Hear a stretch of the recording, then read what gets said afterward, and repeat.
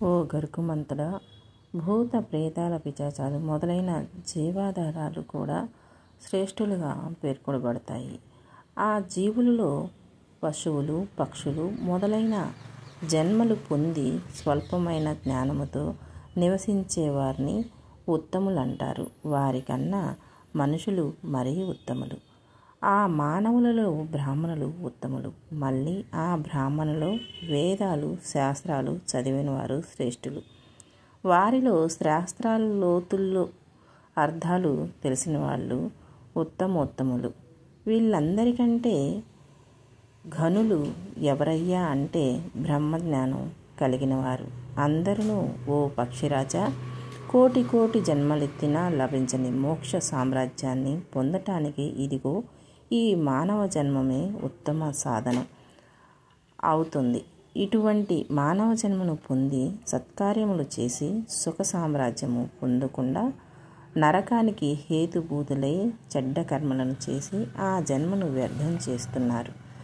ఒకటి, ఇద్దరు కాదు, ఎంతమందో, సంఖ్యను చెప్పలేనంత మంది ఉన్నారు. పుణ్యాల వల్ల దొరికిన ఈ మానవ జన్మను సద్వినియోగం చేసుకోవాలి. మనం కానీ అలా సద్వినియోగం చేసేవాళ్ళు ఎంతమంది? ఈ క్షణ యాత్రానికి లోబడి చెయ్యరాని పనులు చేస్తూ ఉచ్చరించటానికి సైతం వీలు లేని మాటలను ఉచ్చరిస్తూ ఉండేవాళ్ళు తమని తాము వంచుకునేవారు మాత్రమే. అంతేకాదు, కేవలం ధనాశతో ప్రవర్తించేవారు ధర్మం, అధర్మం, న్యాయం, అన్యాయం విచారించరు. అట్టి వారికి ధనమే ముఖ్యం. ధనం పట్ల అపార ఆశాపరులైన వారు సామాన్యంగా కొన్ని సత్కార్యాలు ఆచరించరు. అట్టివారు మృగాలతో సమానమైన వారు. వాళ్ళెప్పటికీ మానవత్వ తత్వాన్ని పొందలేరు. నిజానికి అతడు మానవతత్వాన్ని కోల్పోయినట్టే. ఆశాపాశము తీడుకన్ నిడుపు లేనంతంబు. రాజేంద్ర, పక్షి రాజేంద్ర, 1000 రూపాయలు ధనం లభించినప్పుడు 10,000 లభించలేదని చింత, 10,000 లభించినప్పుడు 1,00,000పై చింత. చింత ఎప్పటికీ చావనీయదు. జమీందారు రాజు కావాలని ఆశిస్తాడు. రాజు ఎప్పుడు చక్రవర్తి అవుతానా అని ఆశపడుతూనే ఉంటాడు. ఎల్లప్పుడూ దుఃఖదాయకమైనది అధిక ధనార్జన, పుణ్యలోక ప్రాప్తి ఆశాపరునికి లభించదు. కారణము ఎంత ఉన్నను లేమినే అతను ప్రకటిస్తాడు.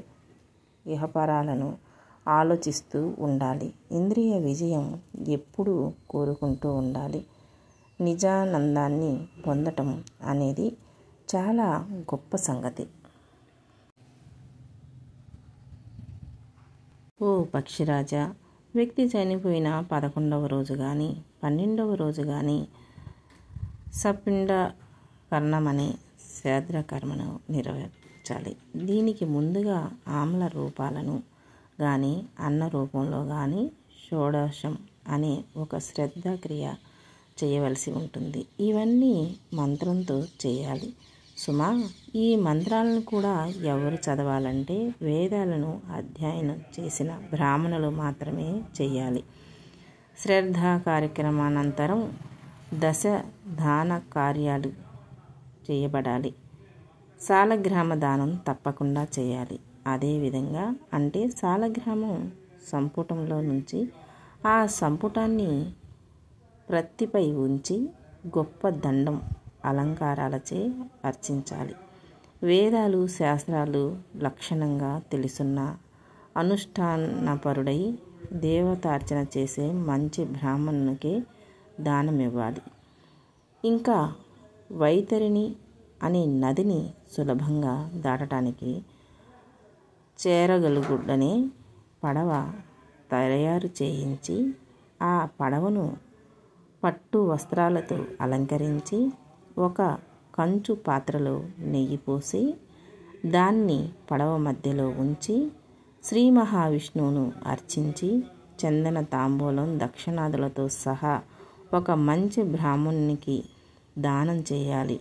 ఇంతే కాకుండా వైతరిని ఉత్తరణార్థము గోదానం కూడా చేయాలి. ఇదిగో ఈ విధమైన దానాలు చేస్తే ఆ వైతరిణి నదిని చాలా సునాయాసంగా దాటడం వీలవుతుంది. ఇనుము, నువ్వులు, బంగారం, లవణం, నవధాన్యాలు ఇలాంటివన్నీ తప్పక దానం చేయాలి. మంచాలు వంటివి దానాలు కూడా, భూదానం, కంబళి దానం ఇలాంటివన్నీ కూడా చేయాలి. తండ్రికి సంబంధించిన కార్యక్రమం చేసేవాడు ధనవంతుడు కాకపోయినప్పటికీ తన శక్తి లోపం లేకుండా చేయాలి. కర్మలోపం, మంత్రలోపం ఇవి లేకుండా యథావిధిగా అన్నీ చేయాలి. దక్షిణాలు భారీగా ఇవ్వాలి. అన్న సంతర్పణం చేయాలి. ఒకవేళ పుత్ర సంతానం లేక మరణించిన వారికి దౌహిత్రుడు అనే కర్మ కూడా శ్రేష్టమే.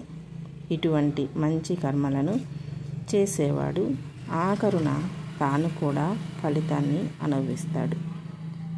శరీరం మంచి బలంగా ఉన్నప్పుడే గంగా మొదలైన పుణ్యతీర్థాలు, యాత్రలు చేయాలి. ప్రతి ఏటా మాతాపితలకు శ్రద్ధ కర్మలను భక్తి శ్రద్ధలతో చేయాలి.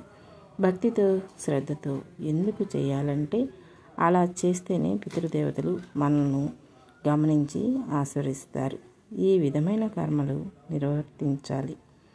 దాని ఫలితాలు పొందటం చాలా ముఖ్యం. కర్మలను చేయించుకున్న దాని ఫలితం ఏంటంటే మరణించిన జీవుడు ప్రేత జన్మల విముక్తుడై పుణ్యలోకాలను పొందుతాడు.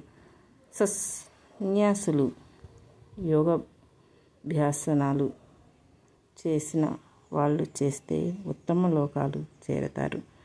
దీంట్లో ఏమి సందేహం లేదు. నువ్వు ఏ ప్రశ్నలు వేశావో ఆ అన్ని ప్రశ్నలకు జవాబులు వివరంగా ఇవ్వబడ్డాయి. ఇప్పుడు నీకు కలిగిన సందేహాలన్నీ తీరాయని భావిస్తాను. ఈ విధంగా శ్రీమన్నారాయణులు వారు గర్గమంతుల వారికి ఉపదేశించారు. గర్గమంతుడు వైకుంఠనాథునికి చెప్పిన సంవత్సరిక శ్రాద్ధ విధానం సూత మహర్షి, శౌనికుడు మొదలైన ఋషులకు చెప్పసాగాడు. వినండి. కుమారులు కానీ దాయాదులు కానీ మరణించిన వారికి ఏ నెలలో, ఏ పక్షంలో, ఏ తిథి నాడు చనిపోయారు ప్రతి సంవత్సరం ఆ నెలలో, ఆ పక్షంలో, ఆ తిథి నాడే శ్రాద్ధాన్ని జరిపించాలి. ఇది అపసవ్యమైన పద్ధతి అవుతుంది. కుమారుడు తల్లిదండ్రులకు పెట్టే శ్రాద్ధం దివ్యమైన శ్రాద్ధం. ఈ దివ్యమైన శ్రాద్ధాల్లో తండ్రి తల్లిదండ్రులకు, తండ్రి ముత్తాతలని ఉద్దేశించి జరపాలి. ఆవాహనాది క్రియల్ని ఈ ముగ్గురితోనే చేయాలి. ఆ శ్రద్ధ తిథి రోజున శ్రాద్ధం పెట్టే భర్తీకి జాతశౌచం కానీ వృతశౌచం కానీ సంభవిస్తే ఆయా శౌచం తీరేనాడు శ్రాద్ధాన్ని చేయాలి. చనిపోయిన వాళ్ళకి అది వరకు సపిండీకరణ శ్రాద్ధం చెయ్యక మాసికాలు మొదలైనవే చేస్తూ ఉంటే ఆ మాసిక తిథి రోజున అశౌచం సంభవిస్తే తర్వాత నెలలో చేసే మాసికంతో కలిసి చేయాలి. ఆ శౌచం తీరేటప్పుడు చెయ్యరాదు. మరణించిన వాళ్ళకి సపిండకరణం అశౌచం సంభవిస్తే అట్టి సందర్భాల్లో అశౌచం తీరినాడు మాసికాన్ని నిర్వర్తించాలి. కొడుకును ఉపనయనం చేయటానికి పూర్వమే తండ్రి మరణిస్తే ఆ అనుపనీతుడు శ్రాద్ధాన్ని కర్మలు చేయాలి. అప్పుడు అతడు ఆ కర్మ కృత్యాన్ని పర్వాణి విధిగా కాక సంకల్ప విధానంతో చేయాలి.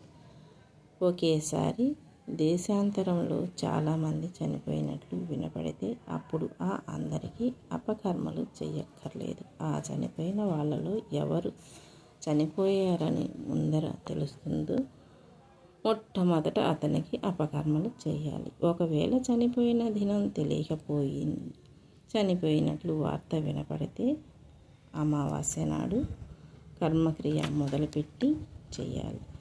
తిథి మాత్రం తెలిస్తే నెల తెలియనప్పుడు ఆషాఢ మాసంలో కానీ, భాద్రపద మాసంలోను, మార్గశిర మాసంలో కానీ, మాఘమాసంలోనైనా, కృష్ణపక్షాన అష్టమి తేదీల్లో కానీ, అమావాస్యలో కానీ కర్మక్రియలు ప్రారంభించి సంపూర్తి చేయాలి.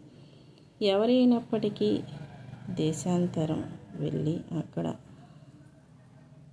చనిపోయిన సందర్భాలలో ఆ చనిపోయిన రోజు కానీ నెల కానీ తెలియకపోతే అట్టి సందర్భాల్లో వాళ్ళు ఇల్లు విడిచి వెళ్ళిన తిథిని జ్ఞాపకం తెచ్చుకొని ఆ రోజు శ్రద్ధ నిర్ణయించుకొని కర్మకృత్యాలు చేయాలి. కొన్ని సందర్భాలలో వేరువేరుగా ఉంటాయి. ఒక కుటుంబానికి పెద్ద అయిన సంబంధీకులైన వారి కొందరితో దేశాంతర యాత్రకి అప్పుడు వారిలో ఒకరు చనిపోతే అశౌచం కుటుంబం పెద్దకి సంక్రమిస్తుంది. అక్కడ అశౌచం అనుసరించి అది తీరిన తర్వాత ఇంటికి వచ్చేటప్పటికి తానింటికి వచ్చిన సందర్భాన్న అదే సమయానికి తన కుమారుడు మరొక ఎవరికో శ్రాద్ధం చేస్తూ ఉంటే శ్రాద్ధం పూర్తి అయ్యే వరకు వేచి ఉండి ఆ తర్వాత అక్కడికి వెళ్ళవచ్చు. శ్రాద్ధానికై వరింపబడిన బ్రాహ్మణుడు పైన పేర్కొనే అశౌచం విషయాన్ని తమకి తెలియనప్పటికీ కర్తకు చెప్పగా ఆయా శ్రాద్ధంలో పాల్గొంటే ఆ దోషం బ్రాహ్మణునికి చెందుతుంది.